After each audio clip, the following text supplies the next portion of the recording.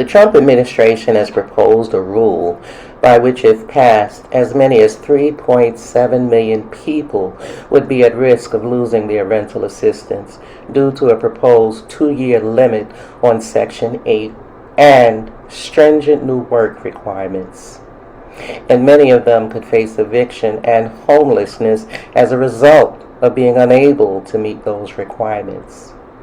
If it goes into effect, it would allow policies that take away rental assistance from most working-age households if adults are unable to meet a work requirement of up to 40 hours per adult per week, or prove that they are exempt from those requirements. Or if the household reaches a time limit on assistance as short as 2 years. State and local housing agencies could impose these policies in 2 of the largest rental assistance programs, and private owners of subsidized housing developments could do so in a 3rd major program known as project-based rental assistance. It's the kind of assistance currently being used underneath RAD PAC, which converts NYCHA residents into privatization underneath the program. The concern here is, what does that mean for NYCHA residents in public housing who pay 30% of their income, with the rest being subsidized by HUD funding, while continual threats and proposals to cut that funding are being made? Will those tenants be evicted if unable to pay the flat rate rent if those subsidies were to be removed?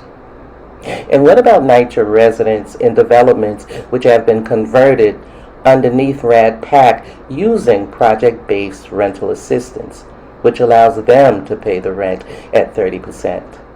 Because if HUD is cutting Section 8 funding, and these residents have been converted from NYCHA Section 9 to Section 8, which is using project-based rental assistance, then what do these cuts mean for them?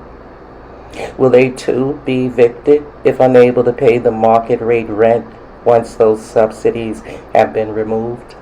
And why isn't there a town hall meeting to inform all of NYCHA and those undergoing RAD PAC conversions using Section 8 project-based vouchers of what it would mean if these subsidies were to be taken away?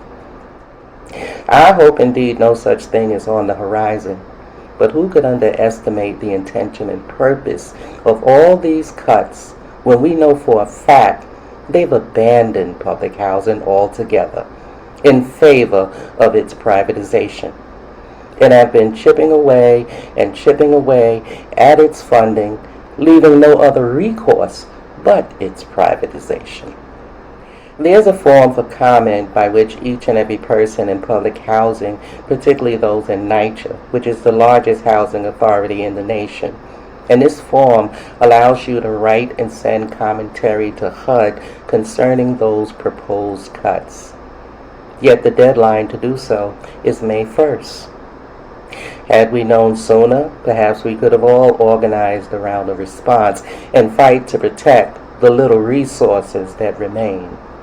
Because one thing's for certain, they've abandoned public housing and see no need to continue its funding.